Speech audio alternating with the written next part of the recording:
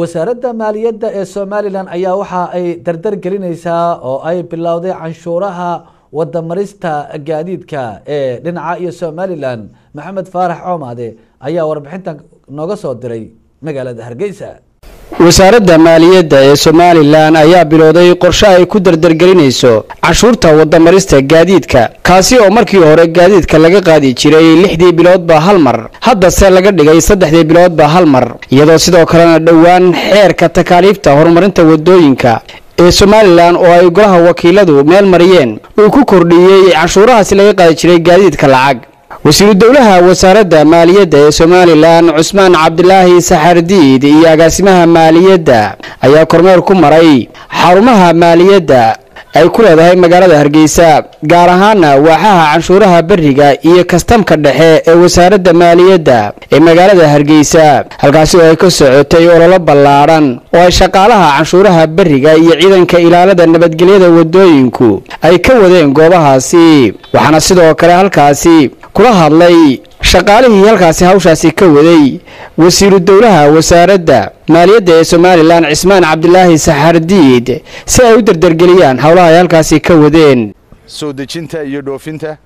hay'adaha waxaan ku dhahdaa iyo warshadaha leydka iyo wixii maxaan la mid ah ololahan wuxuu ka bilaabmayaa Marwada Jeex Boorame Gabiley Berbera Sheekh Burco Oodweyne dul badan man ku olin Caynaba Ergaabo maxaan ku dhahaa qaranka jamhuuriyadda Somaliland laascaanood meel kasta ayuu maxaan ku dhahaa ka bilaabmaya waa cashuuraha bariga aan maxaan ku dhahdaa aynu qaadayno waxaan idinkula dardaarmayaa ama aan ka codsanaynaa idinkoo hawl weyn qaranka u haya 3 bilood ololahan dhowrka cisho socon doona 15 cisho ayuu soconayaa 15 ka cisho waxaanu doonaynaa sanadkii dhamaadkiisii ayaa lagu jiraa ilaahayna hayda la qabto waxaad karti leedihiin iyo xirfad iyo tababar waxaanu doonaynaa in cashuurahaas ay ku soo xaroodaan shaqaalaha iyagana waanu la hadalay aad iyo aad ayaan maxaan ku dhahdaa aan ilaahay uga baryayaa inuu idin fududeeyo khayr baan idinku farayaa de shaqo wanaagsan. Maxamed Faarax Coomade Somali Channel Hargeysa.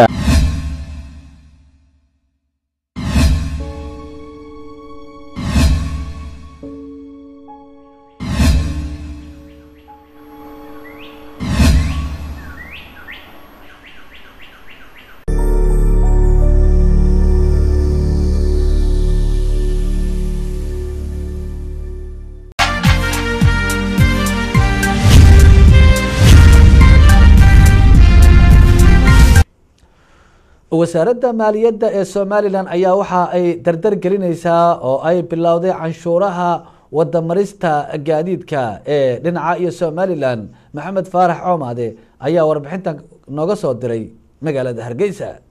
wasaaradda maaliyadda ee Somaliland ayaa bilowday qorshe ay ku dardar gelinayso canshuurta wadamarista gaadiidka kaasi oo markii hore gaadiidka laga qaadi jiray 6 biloodba hal mar hadda se laga dhigay 3 biloodba hal mar iyadoo sidoo kalena dhawaan xeerka takaaliifta horumarinta wadooyinka ee Somaliland oo ay golaha wakiiladu meel mariyeen uu ku kordhiyay canshuurahaasi laga qaadi jiray gaadiidka lacag. wasiir dawlaha wasaaradda maaliyadda ee Somaliland Cusmaan Cabdilaahi Saxardiid iyo agaasimaha maaliyadda ayaa kormeer ku maray xarumaha maaliyadda ay ku leedahay magaalada Hargeysa gaar ahaan waaxaha canshuuraha bariga iyo kastamka dhexe ee wasaaradda maaliyadda ee magaalada Hargeysa